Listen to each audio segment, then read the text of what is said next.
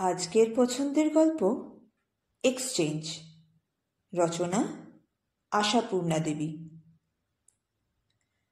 যেন দৈব উক্তি, যেন নিয়তি ডলি ঘোষের মুখ দিয়ে কথা বলে উঠল। কথার কথা মাত্র নয়, বুঝি ভবিষ্যতের ইশারা। নিয়তির উক্তি, তাই কথাটা উচ্চারিত হওয়ার সঙ্গে সঙ্গেই ঘরের মধ্যে যেন একটা বিদ্যুৎ প্রবাহ বহে গেল, আর সেই প্রবাহে শিহরিত হয়ে ঘরের মধ্যেকার চার চারটে লোকেরই মনে হলো এ ইশারা অমোঘ, অনিবার্যের। ডলি ঘোষেরও মনে হলো। তাই কেমন একটা রোমাঞ্চ ভাব নিয়ে হঠাৎ চুপ মেরে গেল ডলি ঘোষ। অথচ কথাটা বলার সময় ডলি ঘোষ তার অর্থও অনুধাবন করেনি, ওজনও মনে রাখেনি। কেনই বা রাখবে? ও তো শুধু খেলতে বসে পর্যন্ত হেরে হেরে ভূত হচ্ছিল বলে বিরক্ত হয়েই বলে ফেলেছিল। যতই বিদুষী আর আধুনিক হোক, পয়া অপয়ার কুসংস্কারটা যাবে কোথায়? যেটা মানব জাতির রক্তে মজ্জায় শিরায় স্নায়ুতে জড়িয়ে আছে। এইরকম তাসের আড্ডা গতকালও বসেছিল, আর ডলি ঘোষ এবং মহুয়া মল্লিক দুটো মহিলাই স্বেচ্ছায় নিজ নিজ জীবনলীলার পার্টনারকেই খেলার পার্টনার রূপে নির্বাচন করে নিয়েছিল। সত্যি বলতে এটা ঠিক সভ্যতার রীতি নয়, পরস্ত্রীকে পার্টনার করাই খেলার নিয়ম। কিন্তু এ মহিলাদের ভিতরের ব্যাপার এই যে খেলায় এরা যতটা উৎসাহী ততটা পটু নয়। অতএব দুজনেই মনের নিভৃতে ভেবে নিয়েছিল চালের ভুল চুকের দায় সেই হতভাগ্যদের উপরেই চাপানো উচিত যে হতভাগ্য একদা অগ্নিনারায়ণ সাক্ষী করে প্রতিজ্ঞা করেছিল তার নবলব্ধ সৌভাগ্যের মূল্য বাবদ সারা জীবন প্রেয়সীর দোষ অপরাধ সব ঢেকে রাখবে। ডলি ঘোষ যদি মহুয়া মল্লিকের স্বামীর, আর মহুয়া মল্লিক যদি ডলি ঘোষের স্বামীর পার্টনার হয়ে খেলতে বসে অবিরত ভুল ভুল চাল দিয়ে চলে, লজ্জার পরিসীমা থাকবে? থাকবে না। তাই দুজনেই সভ্যতার রীতি লঙ্ঘন করে বলেছিল, থাক, এই হোক। যখন সারা জীবনেরই পার্টনার, তখন না হয় খেলাতেও। ঘোষ আর মল্লিক মনের বাসনা মনে চেপে উৎসাহ দেখিয়ে বলেছিল, ঠিক আছে ঠিক আছে, আমাদের ইচ্ছে তোমার ইচ্ছেই পূর্ণ হউক, কি বলো হে? বলতে গেলে সেই কাল বিকেল থেকেই খেলা চলছে, খাওয়া ঘুমের অবশ্য প্রয়োজনটুকুর সময় বাদে। কারণ ডলি ঘোষ আর মহুয়া মল্লিক নতুন শিখেছে তাস খেলা। অবশ্যই দুজনেই ভাব দেখাচ্ছে খেলতে খুব ভালোই জানে, শুধুমাত্র হাতের তাসের বৈরতায় জুত করতে পারছে না। তবে কাল ঘোষ মল্লিক দুজনে পাল্লাপাল্লি করে হারছিল। আজকের আসর বসে পর্যন্তই ঘোষ দম্পতি গোহারান হারছে। আর সেই পরাজয়ের বিরক্তিতেই ডলি ঘোষ আর কেবলমাত্র পরাজয়ের কালিমাতেও নয়, স্বামীর কুঞ্চিত ভ্রু দংশিত অধর কালিঢালা মুখ দেখে দেখেও হঠাৎ বলে ওঠে, দূর চাই, এ ঠিক সুবিধে হচ্ছে না, তার চেয়ে পার্টনার বদলে নিয়ে খেলা হোক। পার্টনার বদলে নিয়ে? বিদ্যুতের শিহরণ। বলে ফেলেই ডলি ঘোষ কেমন রোমাঞ্চিত মুখে মহুয়া মল্লিকের বর পবন মল্লিকের দিকে একবার চকিত দৃষ্টি নিক্ষেপ করে চোখ নামিয়ে নিল। ঠিক সেই মুহূর্তে সাহেব ঘোষও মহুয়া মল্লিকের দিকে ঠিক তেমনই ভাবে তাকালো। তারপর পবন মল্লিক হাই তুলে বলল, যাগ্গে, এখনকার মতো না হয় থাক। মহুয়া মল্লিক অবশ্য জিতছিল, তা জেতার ভাগ পাচ্ছিল, কিন্তু তারও শরীরটা কেমন বিবশ বিবশ লাগলো। তাসটা ঠেলে রেখে বলল, তবে থাক, আর রাতও তো হলো।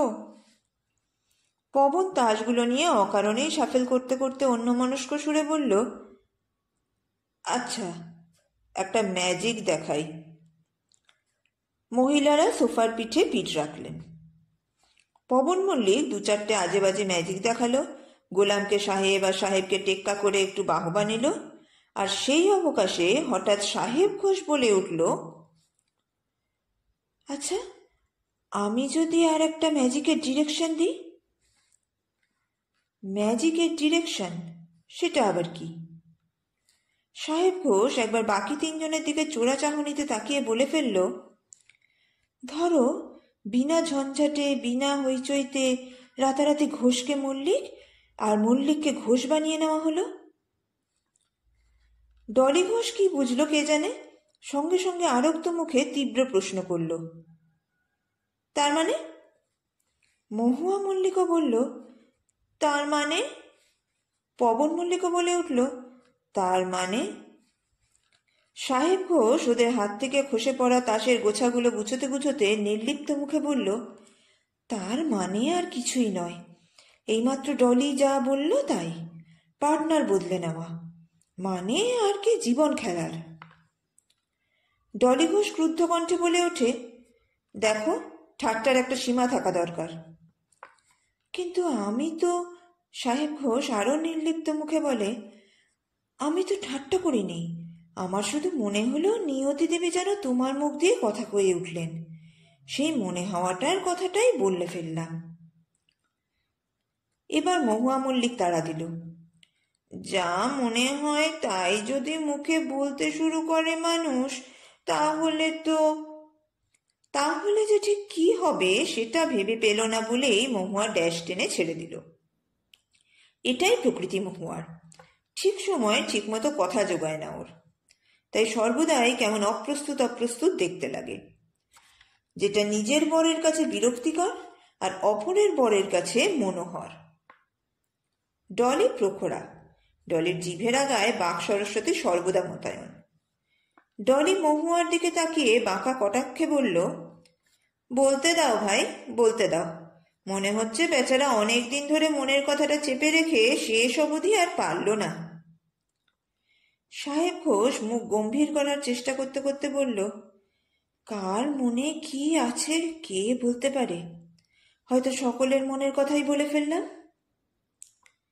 হয়েছে, খুব রসিকতা হয়েছে, বলে পবন মল্লিক আড়মোড়া ভাঙল। তারপর গৃহকর্তার গাম্ভীর্য মুখে এনে বলল, রাত তো অনেক হলো, খাওয়া দাওয়ার চেষ্টা হোক, নাকি রান্না বান্না হয়ে ওঠেনি এখনো? বলা বাহুল্য বাক্যের শেষ অংশটুকু গৃহকর্ত্রীর দিকে তাকিয়ে, হয়তোবা ঈষৎ কড়া সুরে, অন্তত সাহেব ঘোষের তাই মনে হলো। ভাবল, আহা, পবনটা কেন যে অকারণে রূঢ় হয় মাঝে মাঝে, ভারী কর্তানি দেখাচ্ছে। হ্যাঁ, বর্তমান রঙ্গমঞ্চের মালিক হচ্ছেন মল্লিক কোম্পানি। ঘোষ দম্পতি অতিথি। সাহেব ঘোষ ইস্টারের ছুটিতে বাড়তি 2 দিনের ছুটি যোগ করে সস্ত্রীক বন্ধুর বাড়িতে বেড়াতে এসেছে, তার ভাঙা নড়বড়ে মোটর গাড়িখানা চেপে। পথ অবশ্য বেশি নয়, দুর্গাপুর থেকে আসানসোল, কিন্তু পবন বলেছিল, এটাও তুই খুব রিস্ক নিয়েছিস সাহেব, ঈশ্বর রক্ষা করেছেন যে তোরা দুজনে তোদের হাত পা আস্ত নিয়ে বাড়ি পৌঁছাতে পেরেছিস। শুনে অপমানে মুখটা লালচে হয়ে উঠেছিল ডলি ঘোষের, তবে মহুয়া তাড়াতাড়ি চাপা দিয়েছিল কথাটা, বলেছিল, দেখতে একটু বলেই যে ভেতরটা খারাপ হবে তার তো কোনো মানে নেই। সাহেব ঘোষ বলেছিল, যা ভাবছিস তা নয়, ও তোর ওই নতুন গাড়ির থেকেও কি বলে তোর গিয়ে কর্মপটু, তোর তো আবার বাংলায় না বললে চটে যাস। তা গাড়ি প্রসঙ্গ সেখানেই চাপা পড়েছিল, এসে গিয়েছিল বাড়ি প্রসঙ্গ। দুজনেরই কোয়ার্টার্স, সাহেব ঘোষ তার দুর্গাপুরের কোয়ার্টার্সের প্রশংসা আর পবন মল্লিকের আসানসোলের এই কোয়ার্টারের নিন্দাবাদ করতে বসেছিল। পবন মল্লিক ঠিক তার বিপরীত, আর মহিলারা স্বামীর বিপরীতে প্রবল প্রচার চালিয়ে নিজ নিজ ভবনকে নস্যাৎ করে ফেলেছিলেন। অবশ্য নতুন কিছুই করেননি, কোন মহিলা না নিজেরটা খারাপ আর অন্যটা ভালো দেখেন, বাদে বুদ্ধি। তা ওসব ছোটখাটো অপ্রীতিকর ব্যাপার বেশিক্ষণ দাঁড়ায়নি, আতিথ্যের আতিশয্যে সব কিছু ঢাকা পড়ে গিয়েছিল। 2 দম্পতি কারোরই ছেলে মেয়ে হয়নি এখনো, দুজনেরই বছর 3-3.5 বিয়ে হয়েছে এবং দুজনেই স্থির করে রেখেছে বিয়ের অন্তত 5 বছর পার না হলে ওসব ঝামেলা আনবে না। বিয়ের দিন থেকেই পরস্পর পরস্পরের স্ত্রীকে তুমি বলে এবং নাম ধরে ডাকে, ওটাই ওদের শখ। স্ত্রীরাও প্রথম প্রথম স্বামীর বন্ধুদের আপনি আজ্ঞে করতে করতে অনুযোগ খেয়ে খেয়ে তুমি বলতে শিখেছে। ডলি ঘোষ তো পবন মল্লিকের নাম ধরেও ডাকে মাঝে মাঝে। ছুটি হলেই এরা ওদের বাড়ি অথবা ওরা এদের বাড়ি বেড়াতে আসে, তবে ইদানিং অনেকদিন পরে যোগাযোগ। আসরটা কেমন পণ্ড হয়ে গেল। এতক্ষণ যে কারণে অকারণে হাসির ফোয়ারা উঠছিল সেটা ঝিমিয়ে গেল। উঠে পড়ে চারজনেরই মনে হলো রাতটা বড় বেশি হয়ে গেছে, বাইরেটা যেন নেই নেই করছে। মনে হওয়ার পর থেকেই পবন মল্লিক কর্তাজনিত মেজাজ দেখাতে শুরু করলো, আর সেটা বেশ উঁচুতে উঠল খাবার টেবিলে বসে। খাদ্যবস্তুগুলোর দিকে তীব্র দৃষ্টি হেনে বলল, আজ তোমার টেবিলের তালিকাটা কি মহুয়া? মহুয়া এই কর্তামির হদিশ খুঁজে পেল না। আস্তে আস্তে বলল, মুরগির ঝোল, মটন কাটলেট, ফ্রায়েড রাইস, কাঁচা আমের চাটনি আর ঝুরি আলু ভাজা। বাহ বাহ! বিদ্রুপে সুগঠিত নাকটা বাঁকাচোড়া হয়ে উঠল পবন মল্লিকের। একেবারে কার্বন কপি। ঠিক অবিকল এই তালিকাটাই তোমার গত রজনীতেও ছিল না মহুয়া? কিরে সাহেব, তাই না? এবাড়ির গিন্নি কেমন এক কথার মানুষ দেখেছিস? তোরা যদি 10 দিন থাকিস ও নির্ঘাত পরপর 10 দিনই এই একই বস্তু সামনে ধরে দেবে।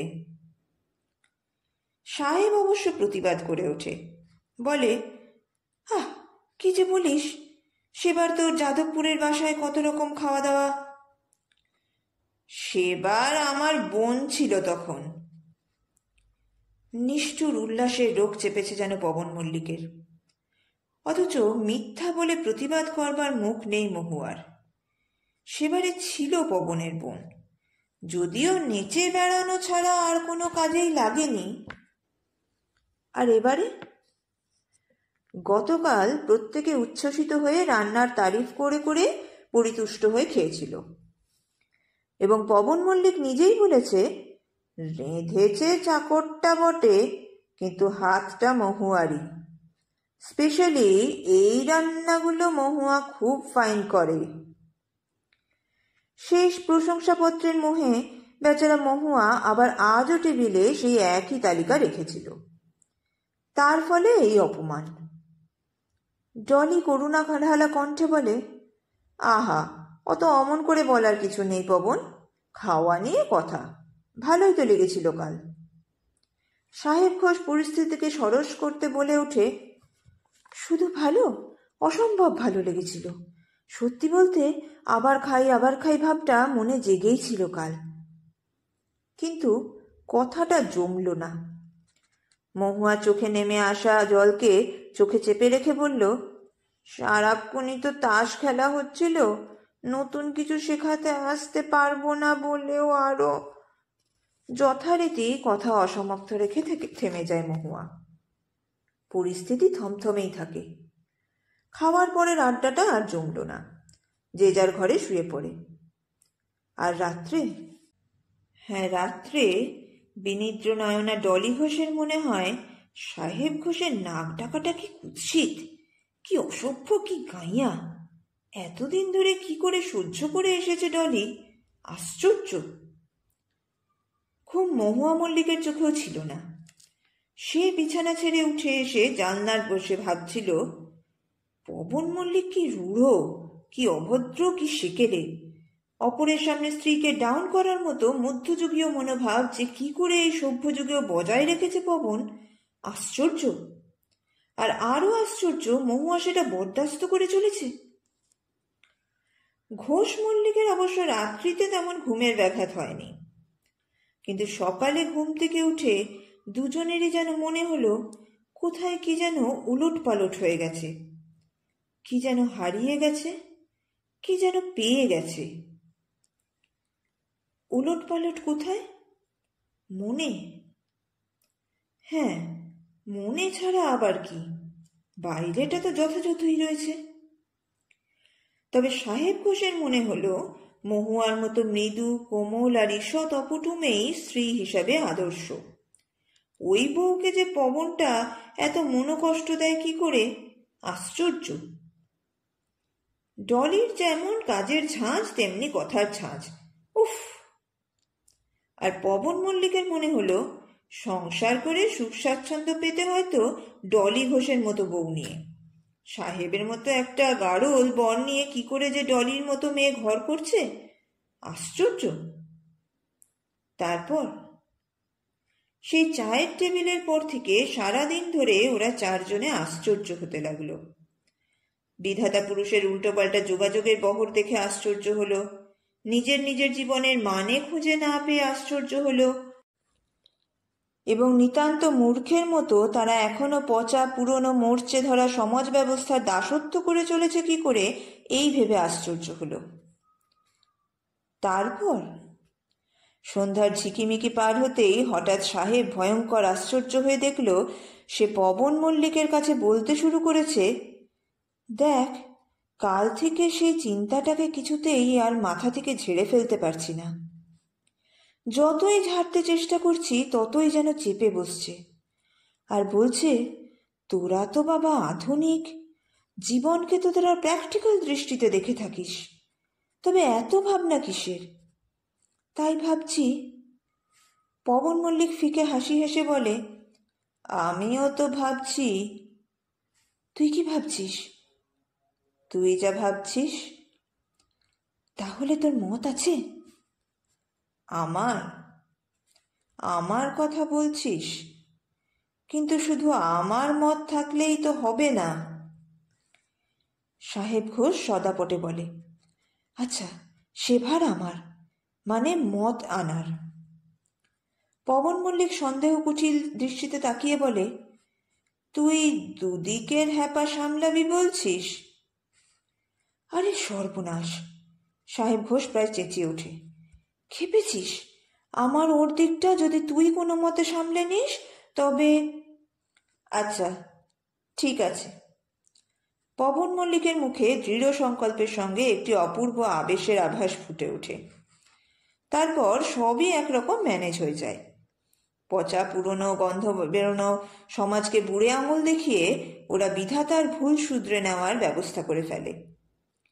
দুর্গাপুরে ফেরার সময় সাহেব ঘোষ মহুয়াকে সঙ্গে নেবে, আর ডলি পবন মল্লিকের আসানসোলের কোয়ার্টারেই থেকে যাবে, অর্থাৎ এক্সচেঞ্জ। না, কোনো রকম হাঙ্গামা উচ্চতের মধ্যে যায়নি ওরা। তাসের ম্যাজিকের মতোই ঝপ করে বদলের কাজটা সেরে নিয়েছে।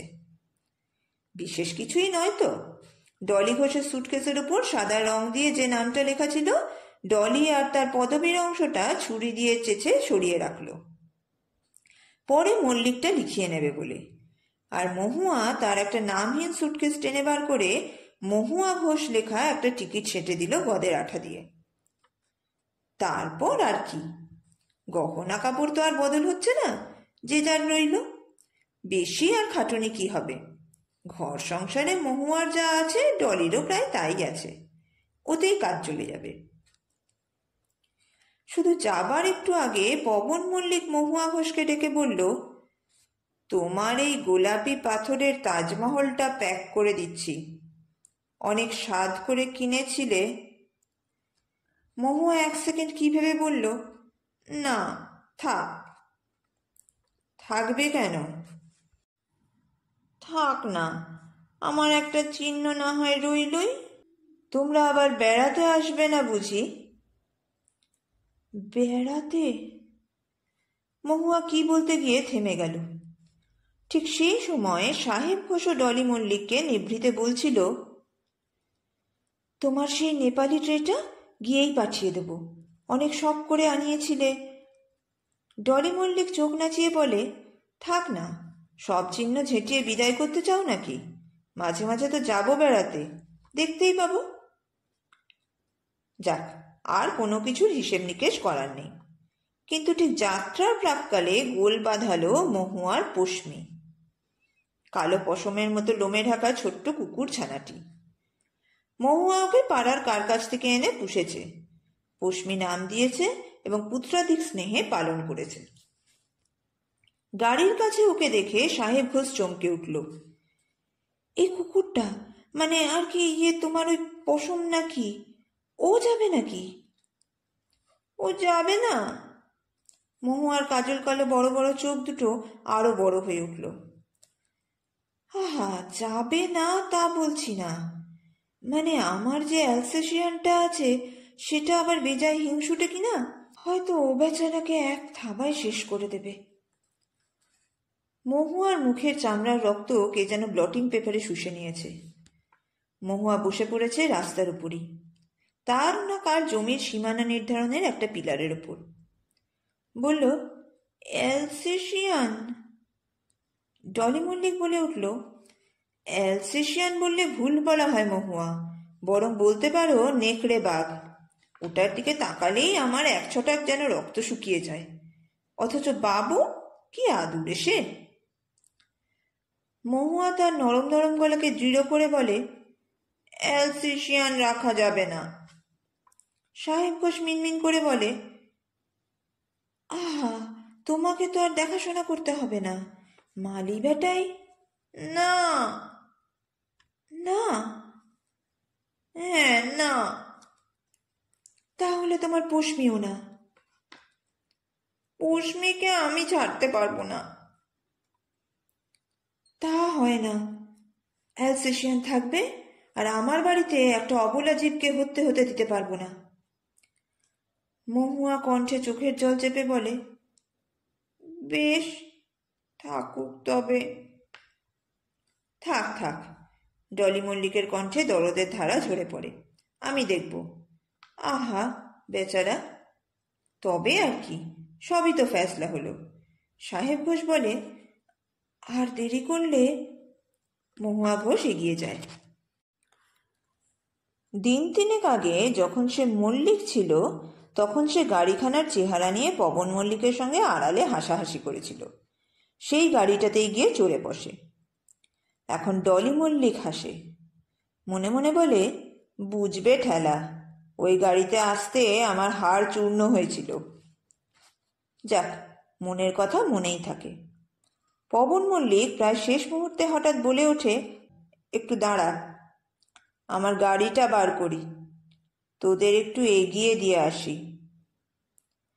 আবার তুই কষ্ট করবি? সাহেব ঘোষ বলে। ডলি হেঁকে বলে ওঠে, এই মহুয়া, শোনো, দিনে 12টার বেশি সিগারেট খেতে দেবে না ওকে, আর রাত্রে খাওয়ার পর কিছুতেই কফি ছাড়া চা নয়। তাছাড়া।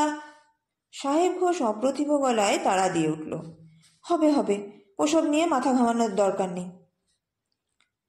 তা বটে, এখন থেকে তো অন্য মাথা ঘামাবে। ডলি চোয়াল শক্ত করল। মহুয়া বলল, দেখ ডলি, ভাড়ার ঘরের ওই মিটকেসটার একটা দোষ আছে, একদিকটা চেপে না ধরলে খোলে না। আর গ্যাসের উনুনের চাবিটা। পবন মল্লিক গাড়ি বার করে এনেছিল ততক্ষণে। বলে উঠল, যাক যাক, ও নিয়ে আর। তা ও নিয়ে না হয় ভাববো না, কিন্তু তোমার যে বেশি তেল মশলা ঝাল তেমন সহ্য হয় না, সেটা বলে দিয়ে যেতে হবে তো, নাকি হবে না? ডলি দয়া দয়া গলায় বলে, তোমার কিছু বলে যেতে হবে না মহুয়া, সব আমি ম্যানেজ করে নেব। শুধু তুমি দেখো ওর পোশাক টোশাকগুলো যেন ধোবায় না নষ্ট করে দেয়, ওখানকার ধোবা বড্ড বাজে। গাড়িতে উঠতে গিয়ে মহুয়া আর একটা কথা মনে পড়ল, হরিপুরের পিসিমাকে এ মাসে টাকাটা পাঠানো হয়নি এখনো। আচ্ছা, কালই পাঠিয়ে দেব, বলল পবন মল্লিক। রায় কোম্পানির ওখানে কিছু টাকা বাকি আছে, বলল ডলি। আসার আগে জিনিসগুলো নিয়েছিলাম। ঠিক আছে, মিটিয়ে দেব। গাড়িতে উঠে পড়ল মহুয়া। মালি যেন গাছগুলোতে দুবেলা জল দেয়, বলল মুখ বাড়িয়ে। রোদের দিন আসছে, তুমি যেন আবার দুপুরে হাওয়া খেতে বেরিও না, ডলি বলল গলা বাড়িয়ে। গতবারে লু লাগার কথাটা মনে আছে তো? আচ্ছা আচ্ছা, সে হবে। সাহেব ঘোষ গাড়িতে স্টার্ট দিল, পবন মল্লিকও। তারপর দরজাটা বন্ধ করে ফেলে বলল, তুমি যাবে নাকি? ডলি মুখ ঝামটে বলে উঠল, আমি? আমার এখন মরার সময় আছে, এই অগোছালো সংসার গুছিয়ে নিতে হবে না? অগত্যা ঘোষ কোম্পানির ভাঙা ঝরঝরে সশব্দ পক্ষীরাজের পিছন পিছন নিঃশব্দে চলতে লাগলো মল্লিকের নতুন গাড়ি। গাড়িতে শব্দ আমার দু চক্ষের বিষ, বলল মহুয়া। এ গাড়িটা পাল্টাতে হবে। সাহেব ঘোষ কাষ্ঠ হাসি হেসে বলল, হবে বললেই তো আর হয় না, আমার তো আর পবনের মতো 2200 টাকা মাইনে নয়। মহুয়া চুপ করে গেল। অনেকক্ষণ গেল। তারপর হঠাৎ মহুয়া শিউরে চমকে উঠল, প্রায় চিৎকার করে উঠল, সর্বনাশ হয়েছে! পশমির যে বিস্কুট খেলে সহ্য হয় না, এ কথা তো বলে আসা হয়নি ডলিকে। ওহ, কি হবে!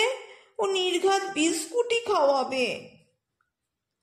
তা কুকুর ছানারা তো বিস্কুটকে... থামো, কুকুর কুকুর করো না বলছি। কেন, পশমি বলতে কতক্ষণ লাগে? সবাই খায়, ও খায় না। গাড়ি থামাও, শিগগির ওকে গাড়ি থামাতে বলো। সাহেব ঘোষ অবাক হয়ে বলে, তা গাড়ি থামানোর কি দরকার? ও তো আর দুর্গাপুর পর্যন্ত চলে যাচ্ছে না, স্টেশনের কাছে কি কালভার্টের ওখানে থামবেই তো, তখন বলে দিও। না, ও দুর্গাপুর পর্যন্ত যাবে বলেছে। দুর্গাপুর পর্যন্ত যাবে বলেছে? সাহেব মন্ত্রপাঠের মতো একবার উচ্চারণ করে, তারপর বলে, বেশ, থামাচ্ছি। থামে, দুটো গাড়িই থামে। পবন মল্লিক বলে, কি ব্যাপার? সাহেব ঘোষ জানায়, এই ব্যাপার। তবে উপায়? উপায় আবার কি? মহুয়া কাঁদো কাঁদো গলায় বলে, আমরা দাঁড়াচ্ছি, তুমি বলে এসো ডলিকে। আর কি দরকার? সাহেব বলে ওঠে, দুটো গাড়িকেই আবার ফিরিয়ে নিয়ে গেলেই হলো। কিন্তু কিন্তু ওই ভাঙা গাড়িটায় চড়ে মহুয়ার পাঁজর ঝনঝন করছে। এইটুকু না হয় নিজের অভ্যস্ত গাড়িটাতেই চড়ে। অগত্যা